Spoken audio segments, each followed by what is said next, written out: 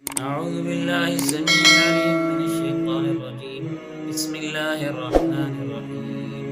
إن الله يأمر بالعدل والإحسان وإيتاء ذي القربى وينهى عن الفحشاء والمنكر والبغي يعظكم لعلكم تذكرون. بے شک اللہ انصاف کا، احسان کا اور رشتہ داروں کو ان کے حقوق دینے کا حکم دیتا ہے، اور بے حیائی، بدی اور ظلم سے روکتا ہے۔ وہ تمہیں نصیحت کرتا ہے تاکہ تم نصیحت قبول کرو۔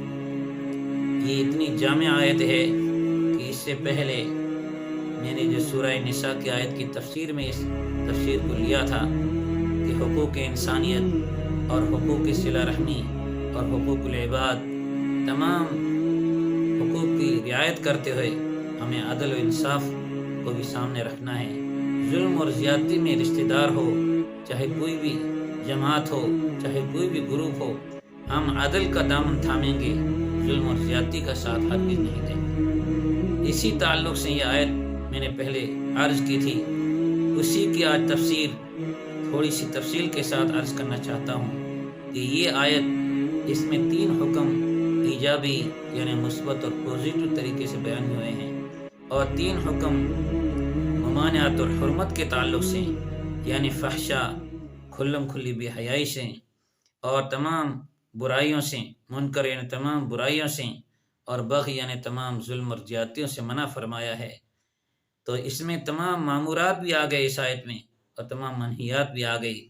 اور اس آیت کا تعلق عدل کی کارروائی اور ظلم کے خلاف کارروائی، اس میں حکومتی پیمانے پر بادشاہوں کو، عمرا کو بھی حکم ہے۔ اسی طرح جو ہمارے سماج، خاندان، برادری، پنچ پٹیل اور پنچایت، مسلم پنچایت کی ذمہ دار ہیں، ان کو بھی عدل و انصاف کا حکم، اور اسی طرح ظلم اور زیادتی سے روکنے کا حکم دیا ہے۔ اور اسی طرح ہمیں انفرادی زندگی، اجتماعی زندگی اور ادارتی اور ہمارے مدارس اور ادارتی زندگی ہو، ان سب میں ہمیں عدل و انصاف اور اسی طرح ظلم اور زیادتی سے ہمیں روکا گیا ہے۔ انزل الناس علی منازلہم، ہر آدمی کو اس کی قدر اور منزلت کے لحاظ سے اس کا مقام دینا چاہیے۔ اب آپ تفصیل سن لیں کہ عدل کہتے ہیں برابری کو، انصاف کو، کہ ہم ہر چیز کو اس کے برابر حق دیں، اس کا مقام اور صحیح ٹھکانہ اور اس کے حق کی جو ہے انصاف کے مطابق تقسیم کرائیں۔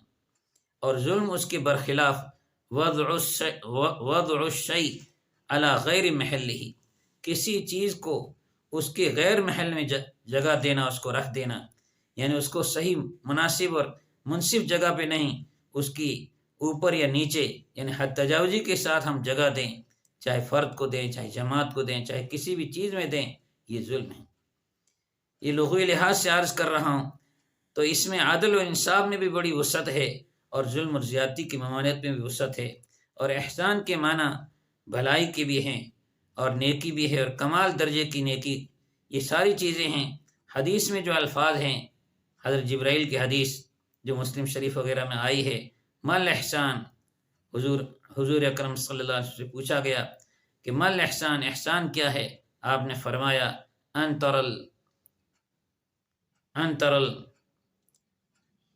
ان تعبد اللہ کأنک تراہ فإن لم تکن تراہ فإنہ یراک۔ تو اس طرح عبادت کر اللہ تعالیٰ کی، اس دھیان کے ساتھ، استحضار کے ساتھ، کہ گویا تو اللہ تعالیٰ کو دیکھ رہا ہے۔ اگر یہ تصور اور خیال حاصل نہ ہو تو کم از کم یہ دھیان پیدا کر کہ اللہ تعالیٰ مجھے دیکھ رہے ہیں۔ یعنی نماز ہو، ذکر ہو، عبادت ہو، ہم کمال درجے کی عبادت اور نیکی کب پہنچیں گے کہ اللہ کی ذات اور صفات کا استحضار ہمیں نصیب ہو جائے۔ یہ بھی اس میں شامل ہے۔ اور ایک احسان کے معنی حسن سلوک کے ہیں، اچھے معاملات کے ہیں، تو اس میں رشتہ دار، پڑوسی اور تمام معاشرت اور خاندان کے اندر جو ہم احسان اور بھلائی کرتے ہیں، وہ تمام چیزیں بھی اس میں آ جاتی ہے۔ تو احسان میں بھی بڑی وسیع معنی ہے۔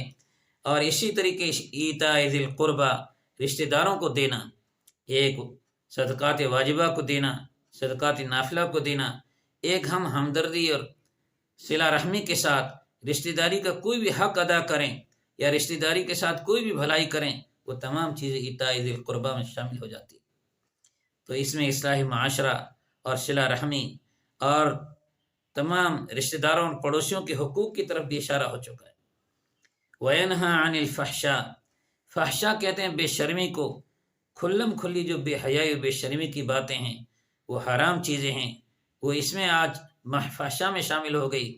اور منکر، بری اور بدی وہ ہے جس پہ تمام آئمہ دین متفق ہو، تو وہ تمام چیزیں منکر اور حرام چیزیں ہوتی ہے، اس میں سب شامل ہو گئی ہے، تمام منہیات اس میں آ چکی ہے۔ اور بغی کے معنی سرکشی، بدماشی، ظلم اور زیادتی کے ہیں، اس میں ظلم کی تمام قسمیں آ چکی ہے۔